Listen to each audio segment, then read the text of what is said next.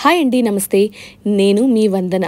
ఈరోజు అమ్మ చాలా ప్రేమతో మల్టీగ్రెయిన్ రొట్టె చేశారండి. చాలా టేస్టీగా ఉంది, అలాగే సాఫ్ట్గా కూడా ఉంది అనమాట. దీంట్లో ఏమేం వేశాను, ఎలా అమ్మ చేశారు అన్నది నేను ఈ వీడియోలో చూపిస్తున్నాను. చూడండి ఎంత సాఫ్ట్గా వచ్చింది అని. ఇది డయాబెటిక్ పేషెంట్స్కి కానీ, బీపీ ఉన్న వాళ్ళకి, లేదా ఏదైనా హెల్త్ ఇష్యూస్ ఉన్న వాళ్ళకి చాలా మంచిది, చాలా బలం కూడా. నాన్ వెజ్ కర్రీ కానీ, వెజ్ కర్రీ కానీ ఏది వేసుకున్నా కూడా ఇది చాలా బాగుంటుంది, అలాగే టేస్టీగా ఉంటుంది. చూసారా ఎంత పర్ఫెక్ట్గా లేయర్స్ లాగా వచ్చింది అని, బాగా వచ్చిందనమాట. దీనికోసం నేనైతే ముందుగా పిండి పట్టించానండి. దాంట్లోకి సజ్జలు, కొర్రలు, జొన్నలు, అలాగే రాగులు ఇవన్నీ వేసి మంచిగా కడిగి ఎండిన తర్వాత వాటిని మిల్లులో ఇలా పిండిలాగా పట్టించామన్నమాట. మెత్తటి పిండి ఇది. 4 రకాల తృణధాన్యాలు ఉన్నాయి కాబట్టి హెల్త్కి చాలా మంచిదనమాట. రొట్టె చేసే ముందు స్టవ్ పైన కడాయి పెట్టుకొని దాంట్లో 1 కప్పు నీళ్లు తీసుకున్నామండి, 1 కప్పు పిండి కోసం.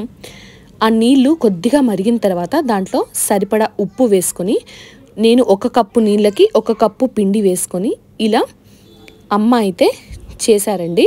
దీన్ని మా భాషలో అయితే మా దగ్గర ఉప్పడం అని అంటాం అనమాట.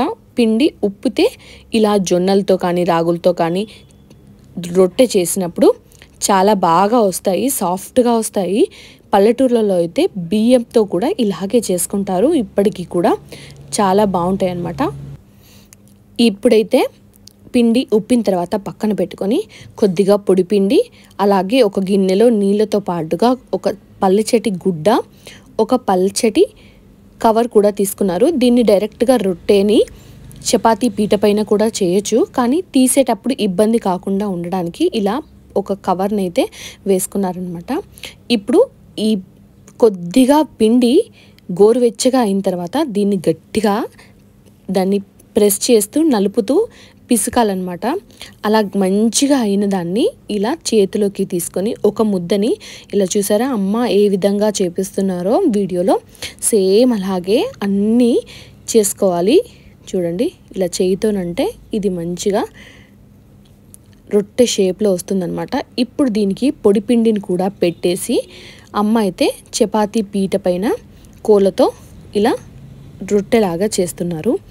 దీనికి కొంచెం పొడి పిండి ఎక్కువగానే పడుతుందండి, అతుక్కోకుండా ఉండాలి కాబట్టి.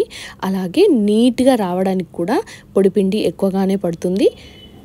చపాతీ చాలా హెల్త్కి మంచిది, ఎందుకంటే మనం రాగులు దానివల్ల ఒంట్లో ఐరన్ డెఫిషియన్సీ ఉన్న వాళ్ళకు మంచిది, అలాగే మంచిగా త్వరగా అరుగుతుందండి. ఇందులో అన్ని రకాల తృణధాన్యాలు వేసాం కాబట్టి. జొన్నలు, సజ్జలు, కొర్రలు అయితే బీపీ ఉన్న వాళ్ళకి, అలాగే షుగర్ ఉన్న వాళ్ళకి, అంటే డయాబెటిక్స్ ఉన్న వాళ్ళకి చాలా మంచిదండి.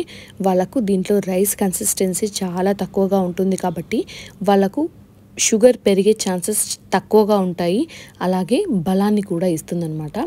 ఇలా చపాతీలా చేసుకొని మనకు చుట్టూ కొద్దిగా పగలకుండా ఉండడానికి ఇలా మనం వేలుతో ఒత్తుకున్నారు, అమ్మ చూపించారు కదా వీడియోలో. అలా చేసుకొని పెనం మీడియంగా కాగిన తర్వాత దాంట్లో ఈ చపాతీ వేసుకొని 5 నిమిషాలకి ఈ తడి గుడ్డతో ఒకసారి తుడిచేసామనుకోండి, చపాతీ పైన పిండి పేలకుండా ఉంటుంది, అలాగే మృదువుగా కూడా చపాతీలు వస్తాయి అన్నమాట.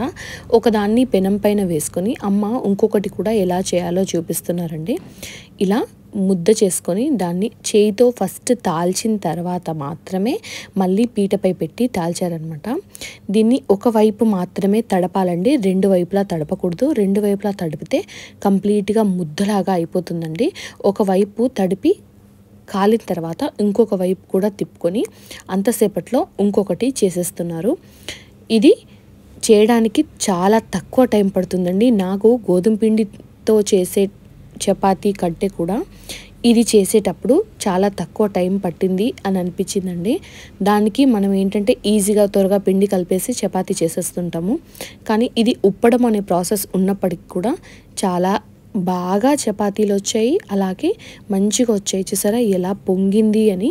ఇలా పర్ఫెక్ట్గా అంటే కప్పుకు కప్పు సరికి సరి ఇలా పిండి నీళ్లు వేసుకోవడం వల్ల ఇలా మంచిగా వస్తాయి. అలాగే తాల్వడం ఉంటుంది కదా, అంటే చపాతీని చేసే విధానం, దానివల్ల కూడా పర్ఫెక్ట్గా వస్తాయి అన్నమాట. ఇలా ఒకదాని తర్వాత ఒకటి రొట్టెలైతే అన్నీ సిద్ధం చేసేసుకున్నాం అనమాట. పిండిని ఉప్పడం, రొట్టెలాగా తాల్చడం, తర్వాత ఇలా పెనం పైన వేసి మంచిగా కాల్చడం, ఈ ప్రాసెస్ మొత్తం ఇక్కడ క్లియర్గా చూపించేసాము. చూడండి, ఇలా 4 రొట్టెలు అయితే మాకు సిద్ధమైపోయాయి. చాలా బాగా వచ్చాయి. ఇది నాన్ వెజ్ కర్రీలతో పాటుగా వెజ్ కర్రీస్ కూడా చాలా బాగుంటుంది. ఒక్కసారి మీరు ట్రై చేయండి. అలాగే ఎలా ఉంది అన్నది మాకు కమెంట్ చేసి చెప్పండి. పిండి హెల్త్కి చాలా మంచిది. అన్ని రకాల ప్రోటీన్స్, విటమిన్స్ ఉంటాయి కాబట్టి మీరు ఇలా చేసుకొని ట్రై చేసి మాకు కూడా తెలపండి ఎలా ఉంది అన్నది. వీడియో నచ్చితే ప్లీజ్ ఒక లైక్ చేయండి, షేర్ చేయండి. అలాగే మీకు ఇంట్లో ఎవరికైనా బీపీ, షుగర్ ఉంటే వాళ్ళకి కూడా ఫార్వర్డ్ చేసి చేసుకోమని సజెస్ట్ చేయండి. Thank you.